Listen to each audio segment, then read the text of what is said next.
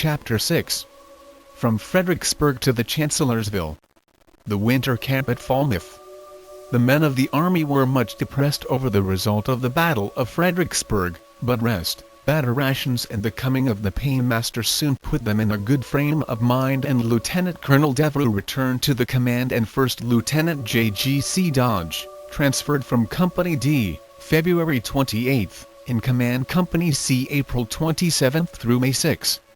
The Chancellorsville Campaign. The Battle of Chancellorsville was a major battle and the principal engagement of that campaign. It was fought from April 30 to May 6, 1863, near the village of Chancellorsville. Two related battles were fought nearby on May 3 in the vicinity of Fredericksburg. The campaign pitted Major General Joseph Hooker's Army of the Potomac against an army less than half its size, General Robert E. Lee, Lee's Confederate States Army of Northern Virginia. Chancellorsville is known as Lee's perfect battle, because his risky decision to divide his army in the presence of a much larger enemy force resulted in a significant Confederate victory. The victory, a product of Lee's audacity and Hooker's timid decision-making, was tempered by heavy casualties and the mortally wounding of Lieutenant General Thomas J. Stonewall Jackson to friendly fire, a loss that General Lee likened to losing my right arm. The Chancellorsville Campaign began with the crossing of the Rappahannock River by the Union Army on the morning of April 27, 1863. Union cavalry under Major General George Stoneman began a long-distance raid against Lee's supply lines at about the same time.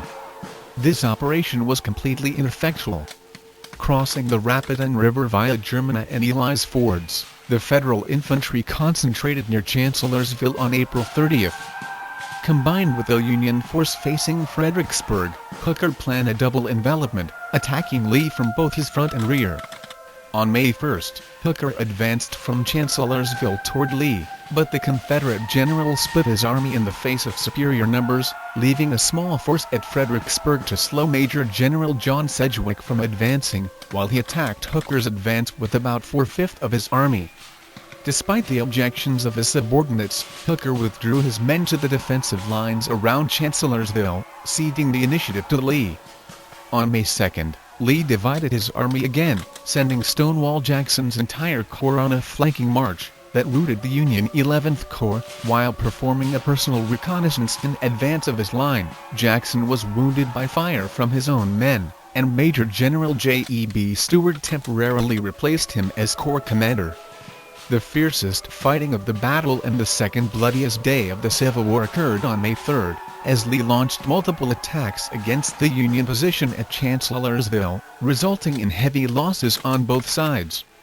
That same day, Sedgwick advanced across the Rappahannock River, defeated the small Confederate force at Mary's Heights in the Second Battle of Fredericksburg, and then moved to the west.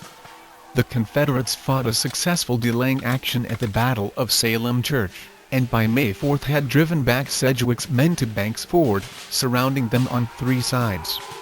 Sedgwick withdrew across the ford early on May 5, and Hooker withdrew the remainder of his army across Ford, the night of May 5 to 6. The campaign ended on May 7 when Stoneman's cavalry reached Union lines east of Richmond.